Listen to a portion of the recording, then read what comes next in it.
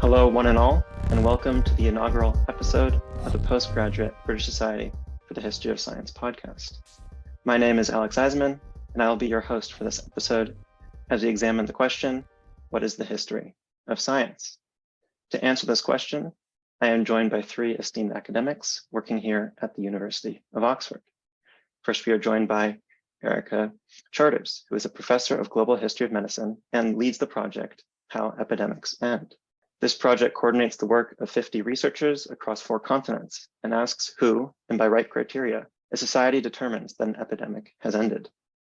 This project picks up on themes present in Professor Charter's broader work in the history of manpower, statistics, and medical authority in the context of the British imperial state's disease management during the 18th century. We are also joined by Stephen Harris, who is an associate professor in plant sciences and the curator of the university's herbarium. His research focuses on the evolutionary consequences of human-mediated plant movement in conservation genetics.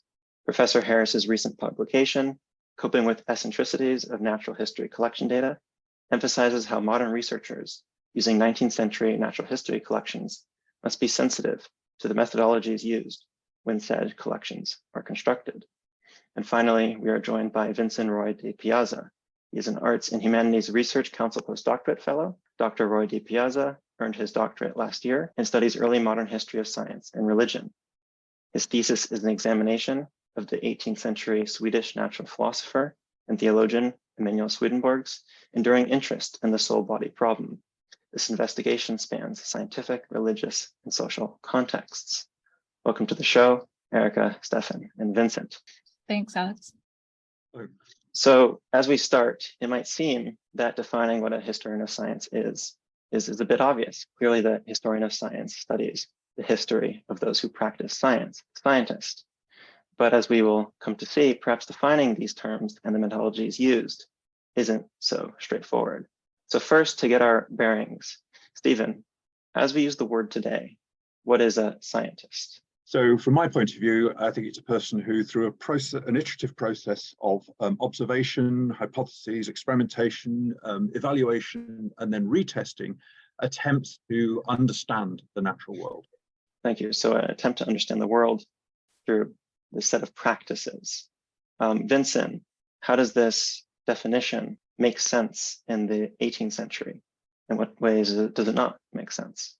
I think it makes sense as a shortcut, or when talking to the general public, to use the word scientist for the early 18th century, because generally, words for the things that we need to talk about in a sort of quick manner.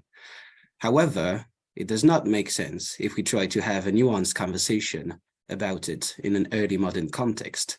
And this is why we generally avoid using it, the term scientist, for the early modern period. We say instead natural philosopher. The term scientist being in itself a 19th century term, which comes with certain ideas about the laboratory and with certain notions of institutionalization of science and of being a scientist as a professional activity, which don't apply yet in the early 18th century. Okay, yes, that makes a lot of sense. So of course, the word scientist was first put into print by William Whewell in 1834. He first used it a year earlier at a conference, and it's very specific connotations. Can you say a bit more about the distinction between a natural philosopher in its historical context and how we understand the practice of science today? I think to explain the label of natural philosopher, we have to think of science being different. Contemporary science being different of early modern science, not only in terms of method, but also in terms of its goal and its relationship to religion, perhaps, in the wider context. Science in the 18th century was not as secularized. It was still under what the French historian Jean-Pierre Braque has called the theological regime of knowledge, the régime théologique du savoir. Because of that, we should be careful, I think, as specialists, to avoid projecting our contemporary notions of what scientific activity means in the past. That's a really interesting point, understanding that there are other, perhaps, frameworks of knowledge, other ways of constructing meaning in the early modern world than simply science as we know it today.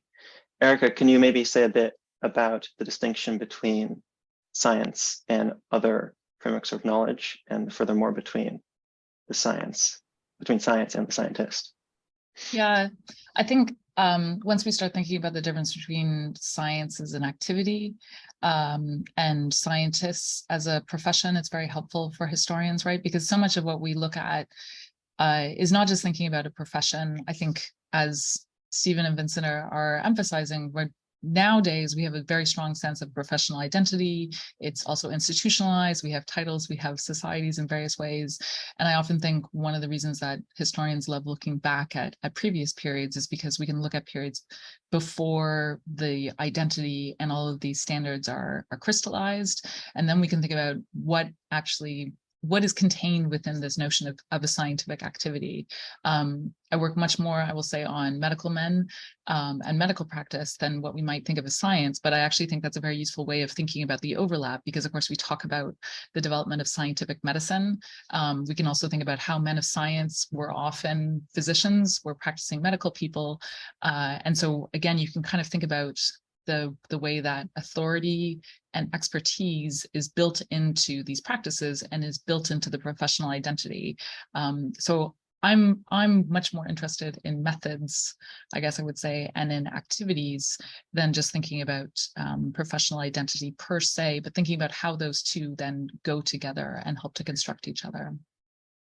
Right, understanding the relationship between authority and identity, be it professional or otherwise. Can you maybe follow up and say a bit more about how frameworks of knowledge enable authority or can give individuals particular authority? What is it that medicine men offer that's distinct from a theologian philosopher, perhaps? So in my time period for the 18th century, and especially in the context that I'm looking at, something that I've been really drawn to is how within the context of war, within the context of the armed forces, what you see are medical men who maybe don't have much what we would call learned experience. They might not even have university degrees. So those kind of standard notions of what we think of as professional authority, what they do have is a lot of hands-on experience, which of course is quite crucial when you come to things such as medicine and disease. So obviously we can think about how those are two types of experience that can even be in tension for scientific authority. There's also this whole other way within the medical world of thinking about how do you then disseminate that knowledge, right? Is it through numbers? So a lot of the medical men that I look at are much more used to working in numbers than I would say most what we might call men of science or men of medicine use, that might be thinking about individual cases. And so again, what I think is interesting is we can start to break down a category such as evidence. What is scientific evidence? And sometimes how two different kinds of evidence can actually be in some ways in conflict with each other, right? Because people have different access to different kinds of evidence, and then they can make arguments over which one is more convincing, or even in language we might use today, more scientific. Mm-hmm. Stephen, how do you see that play out in early modern, what I might perhaps inaccurately call plant science? Do we see this sort of conflicting types of methods, challenges around dissemination?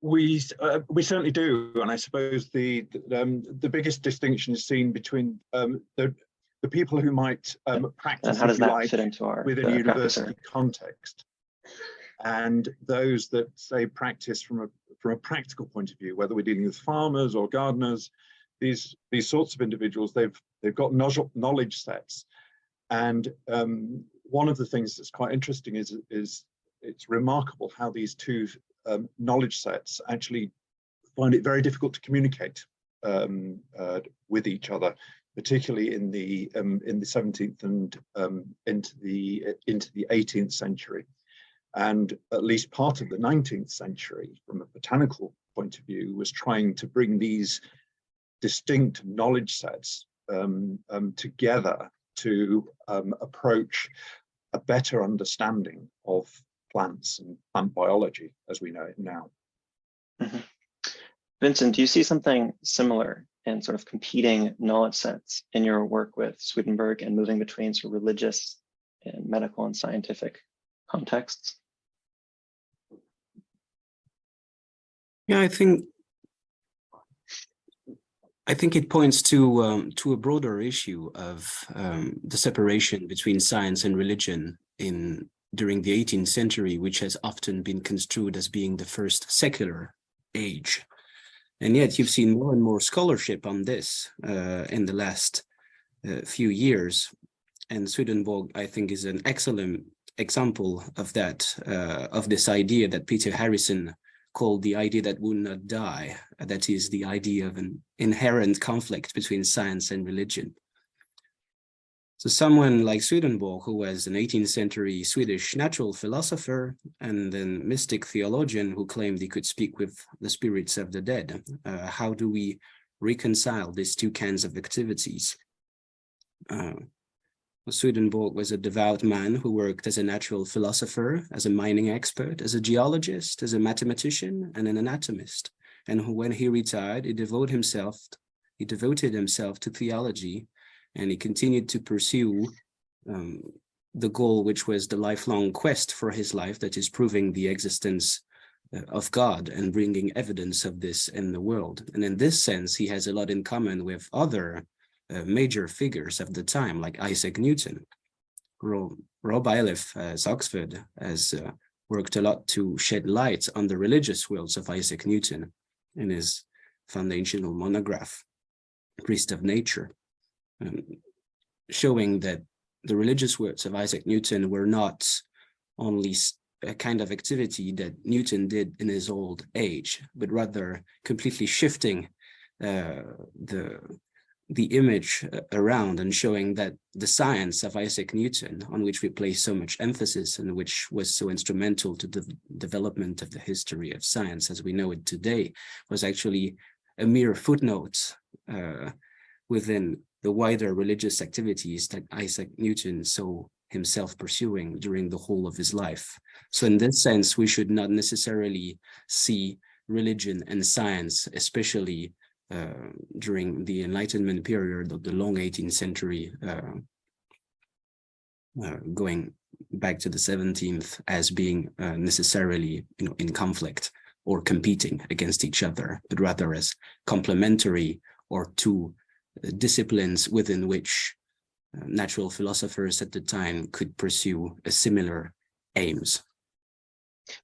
Excellent point, as I'm sure many of our listeners are familiar in broad strokes of this conflict hypothesis, this broad idea of Galileo and the Inquisition, of Darwin and the Anglican Church, that science and religion fundamentally conflict. But as you do an excellent job glossing, this is not always the case, or something that perhaps history of science, the discipline, likes to challenge.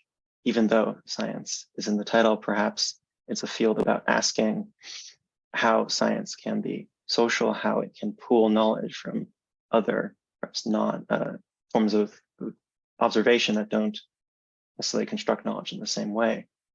Erica, can you perhaps say a bit about, in your context of medical men, which is, it seems to be a much more practical world, do these similar concerns and perhaps conflicts or dialogues between, be it religion or other social factors, play out in a similar way? I mean, I guess it's interesting that that I think obviously the notion of the history of medicine, who it's written by, and whether there's a view that what medical progress involves is a kind of unveiling of religion or tradition, right? So I think there's as Vincent's saying, especially when we think about kind of the Enlightenment, the role of medicine there in terms of notions of progress, but I think also notions of citizenship, right? The French revolutionaries had a strong notion that through political liberty, one would also become healthy, right? And so I think there's also this point that traditions need to be swept away, superstition needs to be swept away in order for proper medical understanding of the natural world. And I think it's also interesting then to think about, as historians of medicine, whether we've inherited that, whether we're often kind of fighting against that. I think when people talk about the role of dissection in medical knowledge, right? And I think this is, again, Foucault comes in here one way or another, but to get us to think about, is it just because now we can dissect and now therefore we no longer have our religious superstitions, that suddenly then we have kind of modern forms of knowledge. So I think there's both the kind of historical way to think about that.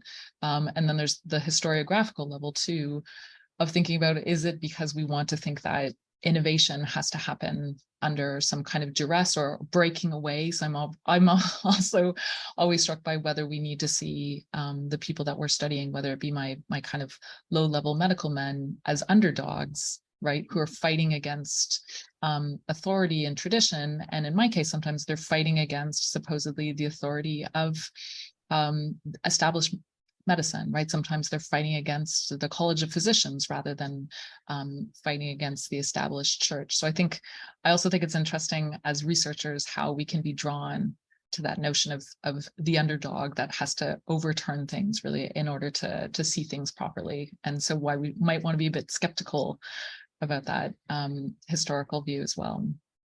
Right, a history not just of an underdog, but a history that theologically progresses to some predetermined end goal. We as historians have the blessing and the curse of knowing where we end up.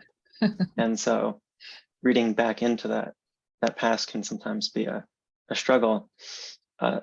Stefan, in your work and your understanding, which bridges the gap between a practicing scientist and a historian of science, how do you understand the idea of scientific progress? So I think this idea of progress in science has this. To me, it always comes with the view that there's some goal in the there's some final goal, and I don't really think that science operates like that. You know, people come up with ideas. Those ideas are being tested, and there's lots and lots of different things happening at different points. And then at some point, things start to come together. So we can take the example of Darwin's ideas of evolution from the mid-19th century. We've got Mendel's ideas of genetics a little later. Although Darwin has a copy of Mendel's work, he doesn't make the link between the two ideas, and that only then starts to come together in the early years of the 20th century, and then with the discovery of the structure of DNA and everything that follows from that through the mid 20th century, then we have molecular genetics as we understand it today. But I don't think there was ever any point at which you could say, right, well, that's where we're heading. So I think it's I have this problem with this idea of progress, because it seems to suggest a goal. Vincent, let's hear your thoughts on progress. And yes, Vincent, how do you understand the relationship between science and progress? I think the idea of progress can be traced back to the early modern political economy of the improvement discourse, the such kind that you saw with colonial collecting in Sweden with the works of Linnaeus. Maybe this is just my bias as a historian of early modern Sweden, but the improvement discourse was really fundamental in establishing a first relation on where and how science was used to harness things of use from nature. And so this was this idea, that there would be progress, that we could use science to further the advancement and the progression, the bettering of the state. But then at the end of the 19th century, progress becomes a concept associated with positivist overtones, dating back perhaps to the Circle of Vienna. This group of materialist philosophers led by Ernst Mach in the 1920s. The Circle of Vienna promoted what they call logical positivism. It was a quite left-wing enterprise in the political context of the time, and they were very critical of speculative metaphysics. So you had big names of the history of science: Ludwig Wittgenstein, Rudolf Carnap, Bertrand Russell. Karl Popper really wanted to be part of it, but never really got in. And so the Circle of Vienna had this idea that, science was progressing in a certain way, and that the way forward was to sort of reduce everything all metaphysical questions through logic and the science of physics. And this was a very atheistic or materialist kind of enterprise. And then you got a reaction from this, and then like the French historian of science, Pierre Duhem, on the other hand, who was a devout Catholic, but he believed in the continuity of scientific progress across the last 1,000 years. And he used that to fuel his reappraisal of the Middle Ages, arguing that the Middle Ages weren't dark ages at all. So these ideas of progress, you could take them a little bit both ways. And I think today a big part of scientific progress consists in providing answers to problems created by scientific progress in the first place. So, this might be sort of a provocative opinion, but what if progress was just a positive term for the endless complexification brought by Western capitalist industrialization? What if the definition of progress offered doesn't have this emphasis on goal or endpoint, as merely an assertion that scientific knowledge is perfectible, it gets better over time, and it more accurately and specifically describes things? Vincent, you briefly mentioned Popper, his idea of science as being this falsifiable endeavor that builds these ironclad theses that work and get better. Now, the direction might not be known, but the fact is they do get better. I think historians of science struggle with these varying definitions of science, and one way this is sort of evident is in the history of genetics, in which there's been a pivot from saying the gene was discovered to the gene was invented. Stephen, can you say a little bit about that pivot, or anyone on invention to discovery, and what kind of ideas the historian is trying to get at? So I think with that comment, so we have Mendel and the idea that units of heredity are particulate, and that we then progress through, or we then are able to show how those units of heredity move through populations, move through individuals. We work out the rules by which they actually operate, and then we see these units of heredity being described as genes, and these bits of DNA. And I suppose in that sense, then we've got this idea that these units have been invented, if you like. But of course, the other thing we need to remember about those units is that they don't operate in isolation. They operate within the environment of the cell, within the environment of the DNA, but they also interact with the environment within which an individual plant or animal is found. And of course, we're now getting to the stage where we're capable of, if you like, creating things that we essentially we can design things and say, right, well, we can put this set of genes into this set of genes, that. So we're if you like, we're inventing new genetic types, new combinations of these genes. Medical history might be another context in which we can naturally, perhaps erroneously, think of progress, of this perfecting of knowledge. Erica, how do historians of medicine resist or respond to this idea that, to paint a rough caricature, we've gone from bloodletting and bone saws to genetically tailored medicine? Yeah, it's I was thinking, and look, some of this I think is the tension between, like, when you're a historian, right, then you're kind of skeptical about progress and novelty, just as a kind of personality trait, maybe. I don't know which comes first, right? You go into history because that's what you think, or those are the kind of philosophical points you have about the world.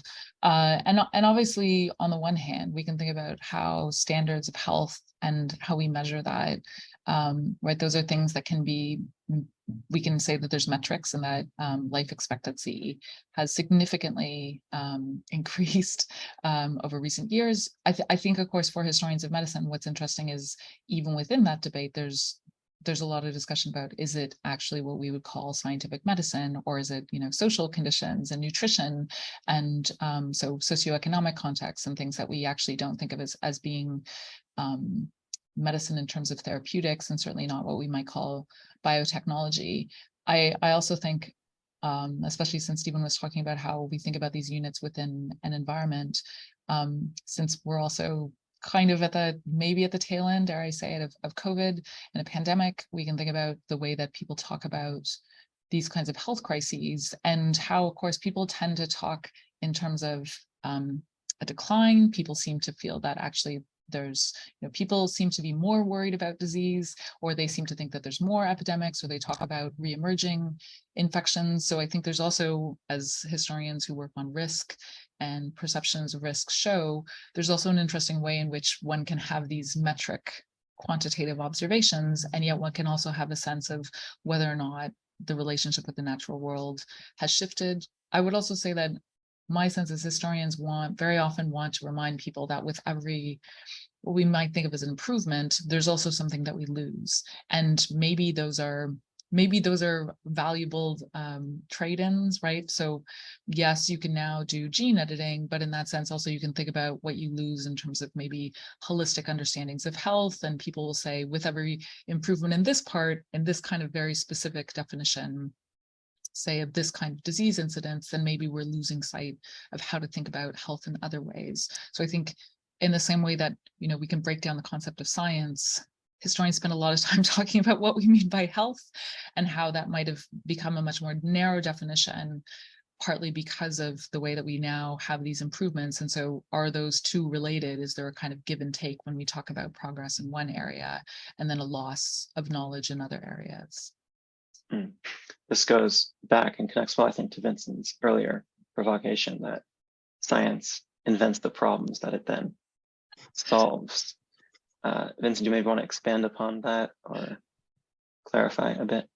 Oh yes, I love to bring more provocation to the podcast.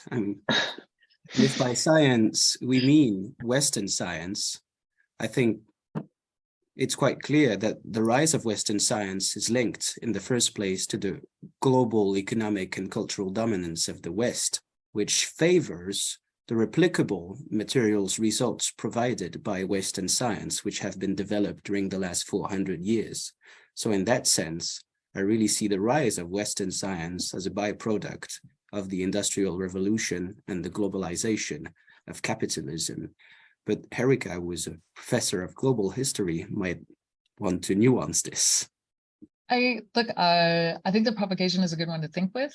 I guess I almost wonder, is it about thought or is it about action? I'm also very aware that sometimes, especially I will say global historians, when they're talking about debates around the notions of the Great Diversions, basically the rise of the West and the rise of the West as the model for modernity. A lot of it assumes science, and I would say a kind of technoscience, as the explanation for that development, for that growth, whatever we want to call it. And that I find very interesting, because to me, if you're a historian of science, you would say, let's unpack that. Let's think what we mean by this notion of technoscience and exactly how it developed, because I think sometimes what then we get is a kind of a narrative of the modern world in which science, rather than thinking about it as a process, but really as something that's a bit like a black box, plays a very important role for people to explain how modernity arrives. So I'm less convinced by that kind of broad overview. Now, if Vincent's going to say, what am I going to use to replace it? That's a whole other question, right? And maybe I do have some questions about, can we actually suggest that science within these 200, 300 years can actually be consolidated, or is as unified as we think it is, even when we say things such as Western science. I think in the same way that when we talk about like indigenous science and indigenous knowledge, it seems to me that's a very problematic category for historians that who tend to specialize in regions and specific time places, partly because we think it's very hard to kind of group everything together with one umbrella term. But I like the provocation. That's an excellent point, and it makes me wonder, is perhaps history of science as a discipline name the smaller category, and it should really be the history of knowledge, or the history of authority production, something along those lines?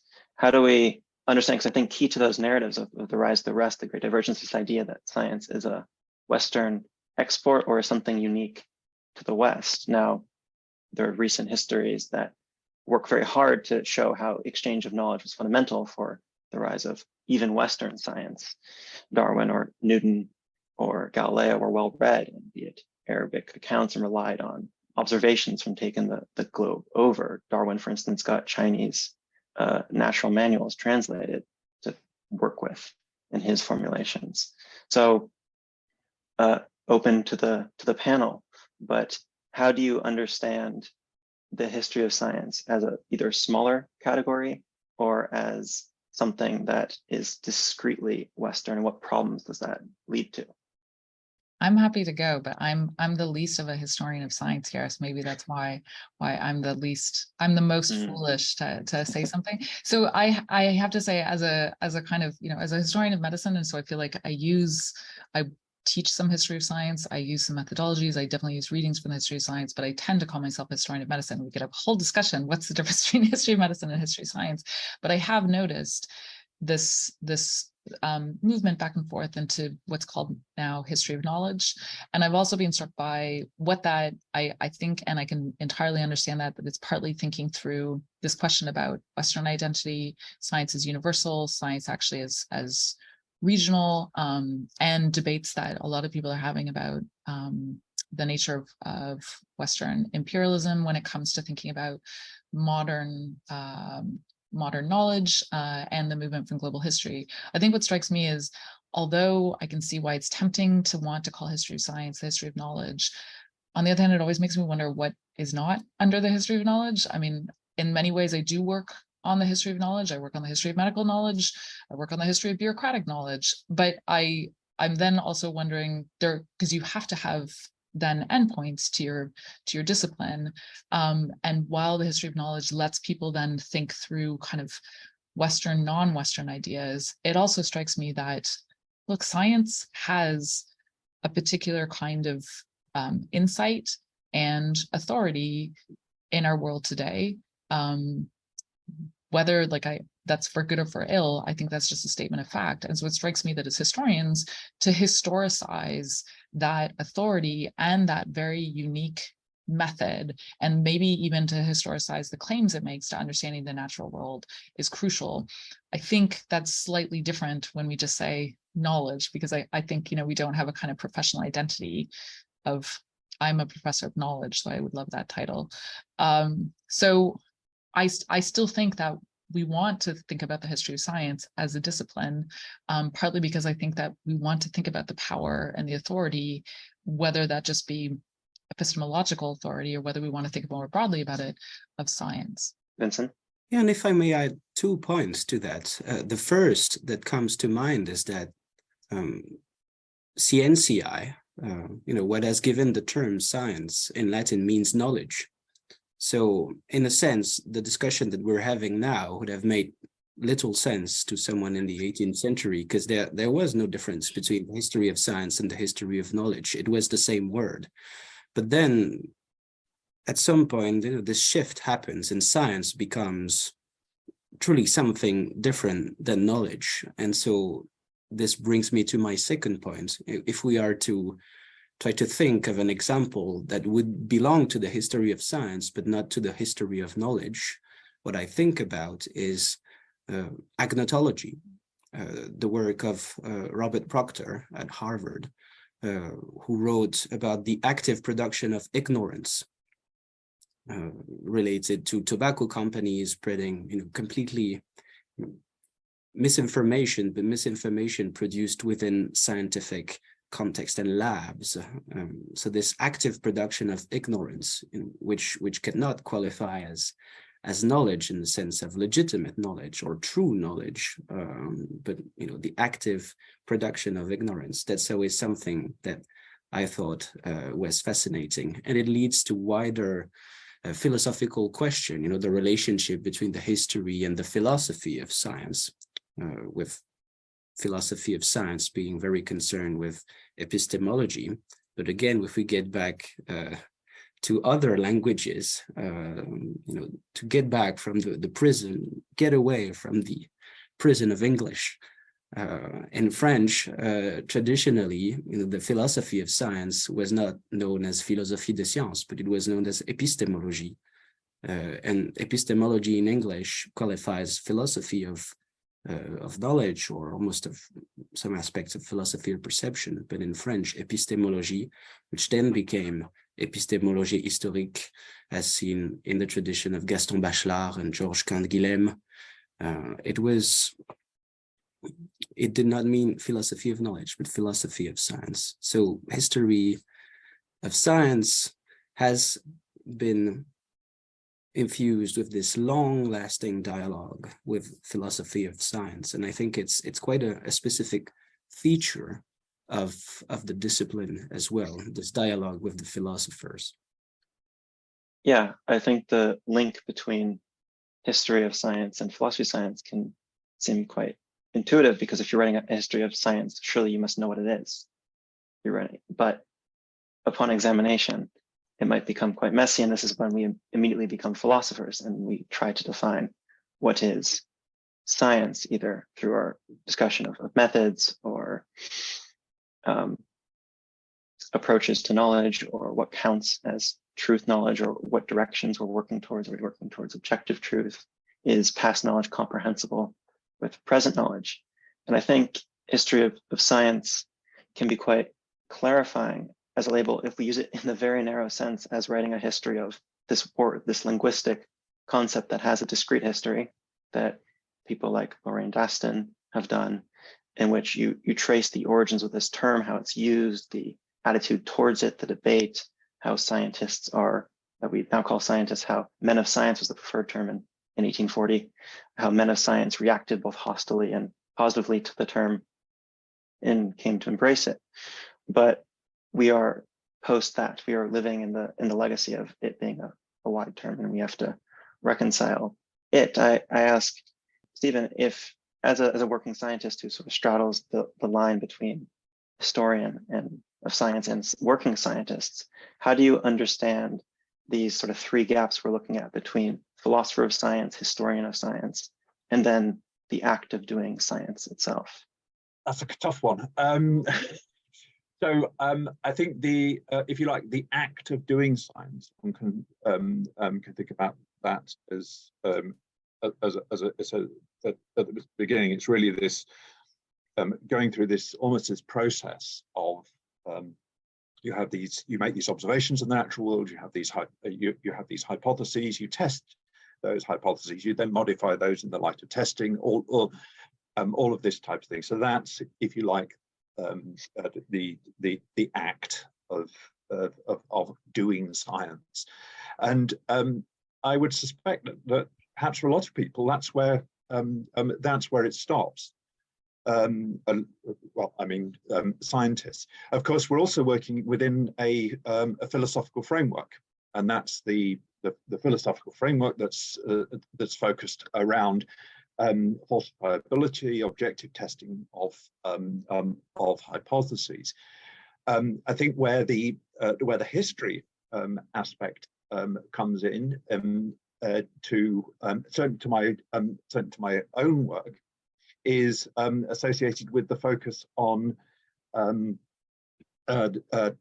classification and how we've come to know the natural world, and the very certainly from the Western point of view, way back into Greeks and the work of Theophrastus, how that feeds through to our modern understanding of classification systems. Of course, when we think about modern classification systems, people tend to immediately go for Linnaeus, but of course Linnaeus was building on a much bigger previous set of workers, some of which he acknowledged, many of which he didn't. But that is there. And trying to understand some of the ways in which these things have come together to construct what we see as modern botany, but from a taxonomic classification point of view, you need to take that very much that historical perspective. Right, the long view to understand how a contemporary field emerged and how it's not so random or contingent in all the varying forces from either across the channel or thousands of miles away. We've been engaging with, I think, a point of confusion that might be for a lot of people listening in this disciplinary makeup of the history of science, and that is how departments are named and how it seems to quickly shift from history of science to history of medicine to history of technology, etc. For example, here at Oxford, we are in the history of science, medicine, and technology department, which is true at Johns Hopkins. But if you go to Cambridge, it's the Department of History and Philosophy of Science. Oxford doesn't have that philosophy tag. Erica, can you comment a bit on the makeup in the disciplinary construction of history of science and how that might reveal what kind of work these historians are trying to do? Yeah, I think it's always interesting how these titles and these groupings represent obviously the way that especially people started out in the discipline and the shape that's come along. I feel like Vincent said a lot about thinking about the history of practitioners within the history of science and why in many ways it makes sense to have the history and philosophy of science together. When I was doing a master's at the University of Toronto, I was part of an institute for the history and philosophy of science and technology, and medicine was kind of snuck in there at the end. And you know, if you read something like Kuhn, it makes sense to me why you're thinking about history and philosophy of science together. And on the other hand, I have to say most historians of medicine, the discipline, especially in Britain, very much came out through social history of medicine. Again, I think that makes sense if you think about how much of medicine has to do with thinking about social conditions, about the experience of disease. And so I think it has a much closer kind of disciplinary history tied into those types of methodological approaches. When here at Oxford, we kind of merged together, it's really only been, 3, 4, 5 years ago. On the one hand, it just seems so obvious because everyone kind of assumes history, science, history, medicine goes together. We had a master's program that was together. I think what was also really helpful for me as a researcher was to realize where those differences are, right? So on the one hand, although it's true that I very much work on the history of scientific medicine, I work on things like the history of statistics. And so I use a lot of literature coming from the history of science, but I was also really struck by where it is that I don't have similar interests, right? Where I think I'm much more thinking about social practices, social experience, the kinds of sources that I use are different. And I think, right, that's helpful for all of us to think through not only what we do, but let's be clear, what do we not do? What are we not interested in when we're setting out to do our research? Right, scoping out the kinds of questions we ask in our introductions, and then tapping into the historiographic and methodological legacy that enables these specific questions is definitely good advice to any working historian.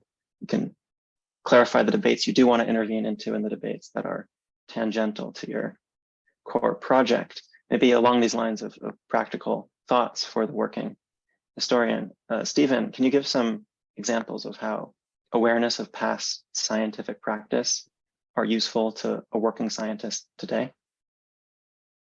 So I think certainly if we're taking a view of, for example, if we're thinking about environmental change and where we've definitely got that timeline that we're interested in, and we're also interested in the data that were being collected at particular points. So it's really important to understand how those data were collected, not only when and where they were collected, but also the process by which those data were collected, and also the instruments by which they were measured. So essentially how much error you accept on those on those data points? And of course, that information then filters into any models that we might wish to make in order to try and understand these patterns of change. Because of course, the quality of or the precision with which you can make measurements as a scientist is dependent on the technology that you have available to you, and that depends very much on the conditions in which you're working, where you're working, when you're working, all of which are important for how we might interpret those data. Exactly, and that can be an influence entire field of history of science.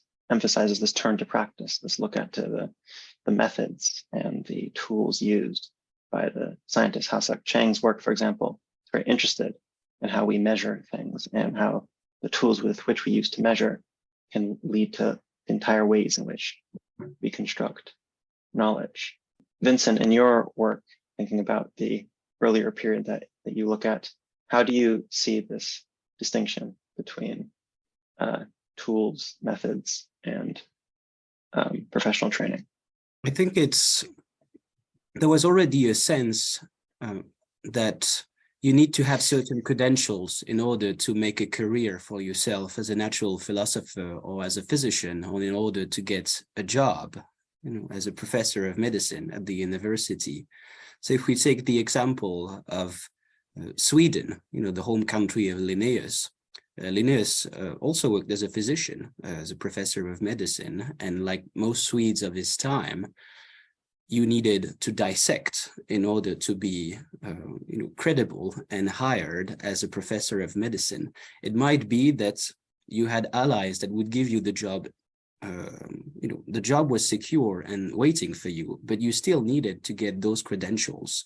And in order to do that, you needed to get away from Sweden, because you couldn't really dissect there, and go to one of the great places where you could learn about dissection, witness anatomical dissection. So either go to Leiden in the United Provinces, or go to London, or go to Paris. And Paris was very exciting for that, because instead of just watching dissection, you could dissect there in the Paris manner. So this is in the 18th century.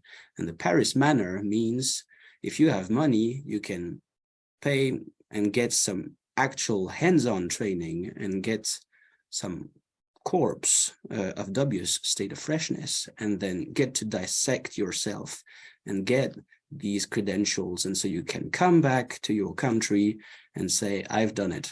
I have gotten my hand into a human body, into a corpse, and I've seen those things, and I know how the human body works. And this ties into what what Erica said a little bit earlier on, and the wider problem of the nature of evidence. I think we need to also acknowledge that it is not enough to be able to dissect the human body, because Linnaeus' best friend, for instance, Abraham Beck, he went to Paris to dissect. He found the body of a black African man who had died. He dissected it, and then he said, I had done this dissection, and it seems quite obvious to me that there is some humoral imbalance there that you can observe. And we don't really believe in humors at all anymore. So this idea that he might have been able to observe this imbalance is striking to a modern reader, and that raises the question, did Abraham Beck really dissect, or is it just making this stuff up? But I think there might be room for an even stranger case, which is he believed that humoral theory existed, and he really dissected, but his eyes, just was looking for evidence to confirm the belief that he already had. So you could dissect, really have access to human bodies, and still come back home and reinforce common notions that what we could regard as fake medicine or medicine that doesn't hold up to our contemporary understandings of how the human body works. So evidence is not enough. I think this is a good example of something that practice or students studying history of science might hear a lot in their classrooms, which is this idea that science is social, the idea that science, whatever it might be, reflects, is steered by, or maybe even at the base level of practice, incorporates non-epistemic values into its work. Erica, how do you understand the claim that science isn't social to play out? And how do you steer students, when you do teach either history of medicine or history of science, around the challenges of understanding the general certainty and authority that science has in our contemporary imaginations and its paths down dead ends? So there's the gift of COVID for teaching at the moment. I have to say it's been very interesting. If you teach history of medicine, be teaching history of medicine for many years, and then if you teach history of medicine now, when you want to talk about the authority of science, the authority of medicine, ways of understanding the world, if you want to talk about the politics of science, I think students have a much better sense of the stakes of some of these debates and how that might work out. But of course, obviously, what's also interesting, as anyone will know with epidemics, is crises, whether they be medical or scientific, very quickly fade from our memory. I always think, to me, the issue is to think about how this is a human activity, right? Science is done by humans. That's why we study it. So we're interested in thinking about the human context. I feel very much the same thing, especially when it comes to thinking about medicine, understanding medicine, that you do research in a lab, but at the end of the day, you're thinking about how this works for humans, whether it be about disease patterns or whether it be about medical therapeutics and their application within a society. So I think that it's, on the one hand, it's obvious once you grasp it. But as you're saying, a lot of when we talk about the role of science and scientific medicine in modern society is some way to place it outside of that human context. And so I think so much of what we're doing is just reinserting it back to where we think it naturally belongs. I think that's an excellent idea of resituating scientific knowledge to wrap up. And as we wrap up, I will ask each of you in turn. We've covered a lot of ground. We've jumped between philosophy of science and science itself, where disciplinary boundaries lie, what is knowledge, where does it come from? With all that said, how would each of you define the history of science? I'll start with you, Stephen. I think the history of science is trying to understand the history of how we have come to understand the natural world. Thank you very much. Vincent? I'd say history of science for me is one of the most exciting fields of history, quite uniquely positioned between the humanities and the sciences. We're preaching to the choir here, right? Yeah. I mean, and of course, look, there's not much I can add. I was thinking, Stephen and Vincent, you have these wonderful definitions. Part of the thing that I think is so fascinating also, though, is to incorporate how it's also the history of what people see as being natural and what people see as being the natural world, because that's also, again, something that I think we take for granted. And the wonderful thing about having a historical context is then you suddenly realize that actually that is not stable within our experiences. Exactly. Studying the history of an unstable category. I think that's an excellent place to end, with more than one definition for the history of science. Thank you so much, Erica, Vincent, and Stefan, for joining me today. Thank you, Alex. Thank you. This podcast is brought to you by the Postgraduate British Society for the History of Science. In addition to our panel, I'd like to thank Linda Clark, the Administrative Assistant for the Oxford Faculty of History, for her technical assistance. Our theme was composed by me, Alex Aizenman, and I look forward to catching you all next time.